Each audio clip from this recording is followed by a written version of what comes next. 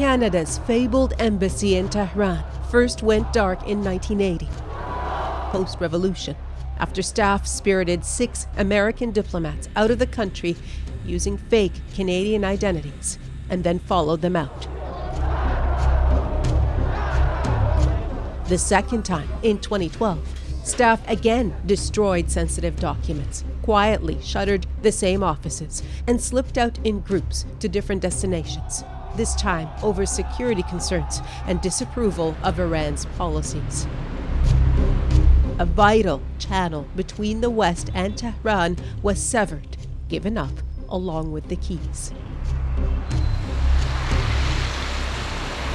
Now fast forward to the 2015 election when the Liberals promised to reopen the embassy in the name of engagement and dialogue.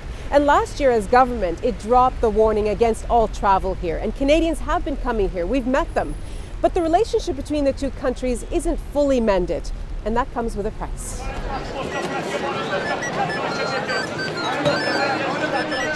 Since the Canadians left, Iran has taken a road thick with possibilities.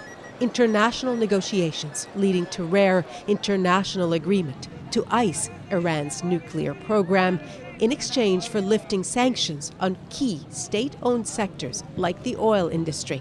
Russia, China, Europe, and the US were on board.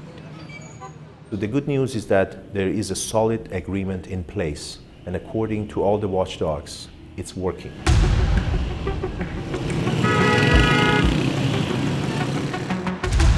As a result, Iran for the West was suddenly open for business. Some are calling it a gold mine.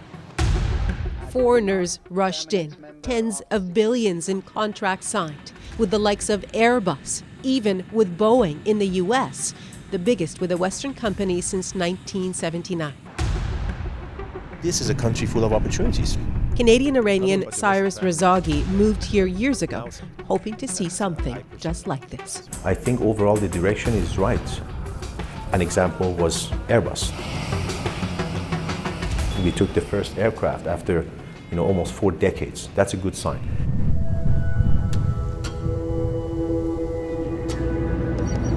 To truly appreciate Iran's renewed potential, you have to travel southwest, towards the border with Iraq, the front line in their war in the 1980s. This is Iran's oil country, home to its biggest oil field and its grandest sales pitch. And also this is the oil processing area. With escorts from the Ministry of Petroleum, we were invited to visit a processing facility built under sanctions with China's help.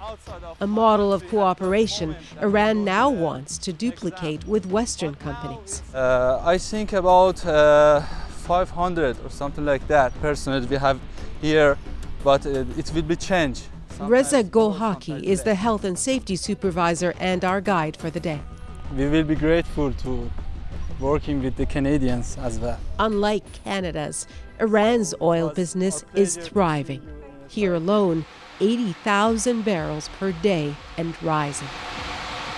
See the oil storage there, which have a 40,000 barrels capacity.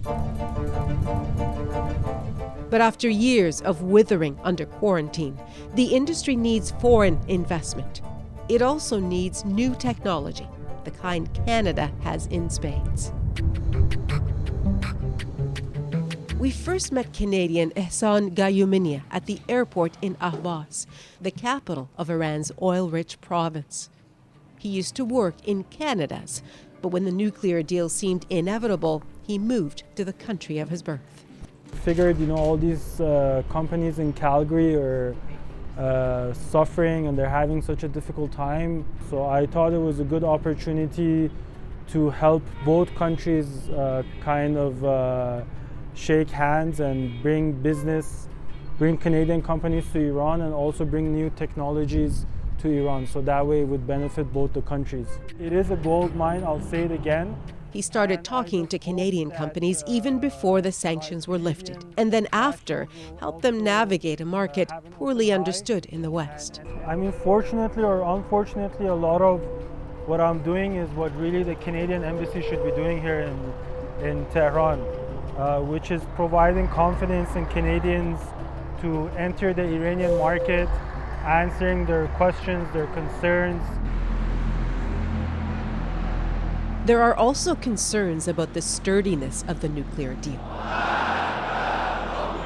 Hardline elements here and in the US who would rather see that deal die. Donald Trump's tougher line on Iran adds to the uncertainty. For Canadians, this is especially disconcerting.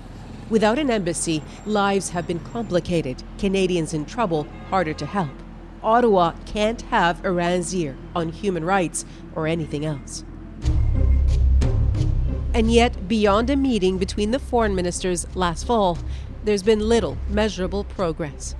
Not helped by the arrest of Canadian professor Homa Hoodfar or Trump's unexpected win. We put the question to the foreign ministry. Spokesman Bahram Ghassemi said Canada must first remove remaining sanctions. و امیدوار هستیم که این چند موضوع باقی مانده یا مسئله باقی مانده هر چه زودتر حل و فصل بشه و تفاهم لازم به عمل بیاد و ما بتونیم حداقل در نخستین گام دفاتر حفاظت منافع دو کشور رو افتتاح بکنیم یا باز بکنیم مجدد. In light of the nuclear deal, Ottawa did lift some sanctions last year to ease business. But Gayu Minya says it's not enough. It's major. I mean, I think the biggest issue is that Canada currently does not have an embassy in Iran.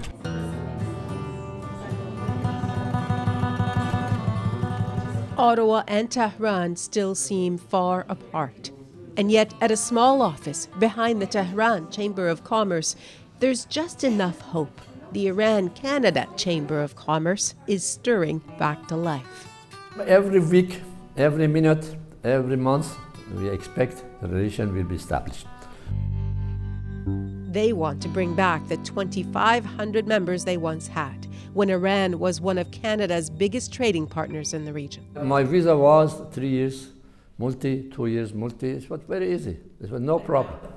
Now very difficult. I have to go to Ankara, I have to go to Dubai. So that's not good. I'm not going. Canadians have the problem in the other direction. Yet Gayu Minya's idea seems to be working. He now has several serious Canadian clients, but the challenges have multiplied too. My number one priority is to dismantle the disastrous deal with Iran. President Trump is an unforgiving critic of the nuclear deal. He's called it the worst deal ever made, a cash infusion for the terrorist groups Iran finances. This deal is catastrophic for America, for Israel, and for the whole of the Middle East. When he was elected, the White House's posture on the deal it helped negotiate changed overnight. Iran points out all the world's major powers signed on, and they did, giving new life to the oil industry and putting aside long-time concerns about who owns what in Iran and whom exactly the lifting of sanctions benefits. Its atomic energy chief and vice president told CBC News if the U.S. violates the deal, then Iran could easily restart its nuclear program. We will deliver whatever we have been committed to, that for sure. And we expect the same thing from the other side. I think both countries have to take this opportunity seriously to not to destroy the trust which is being built up. So please come forward. We're going to start in about 10 minutes. Thank you. Take a seat, gentlemen. The collapse of the deal would be dire and would multiply the region's tensions. But Tehran presses on with its ambitious sales pitch. Razagi helped put on a well-attended automotive conference. But for foreign investment, the Trump effect has been an unmitigated chill. For companies who wanted to come to Iran until the presidential elections in the U.S. And then now is the attitude of the foreign companies and investors is like wait and see. Next, Trump included Iranians on a list of banned migrants. Then 9 days into his presidency, Iran tested a new ballistic missile. Trump put Iran on notice. Those with business ties to the U.S. hesitated, and some got cold feet, including 2 Canadian companies in talks with a private oil firm, one on the very day Trump was elected. They are afraid of they jeopardize their investment. They deny to continue our relations, so they somehow stop the relation with us, or at least they said for time being we prefer not to continue the situation as it is. The Trump effect seems to also be influencing Ottawa's decisions on Iran and its advice to Canadians seeking to do business here, according to sources familiar with the conversations. A spokesman for global affairs said Ottawa's commitment to re-engage hasn't changed, but that its approach to Iran has always been cautious and incremental. Canadian companies also need to approach the market cautiously with due diligence on ongoing Canadian and UN sanctions. And while Iran remains a country of serious concern, he said, Canada prefers dialogue over withdrawal, so it's willing to have discussions with Iranian officials. No doubt, Canada's decision to reach out to Iran was easier when world powers had a consensus. What to do now when insiders are warning Canada's biggest trading partner could clamp down in a way that might jeopardize the nuclear deal? Unfortunately, Canada, I feel like they've always been a follower to the decisions and the policies of the United States. Canada and Iran must still negotiate the terms of restoring ties. Canadians, meanwhile, might miss out politically and economically. One look at the traffic to and in Tehran, and it's clear Europe is well ahead in both. Canada can be a great partner. It's just some practical issues like not, having high-level diplomatic relations that need to be addressed before, practical business can happen on the ground.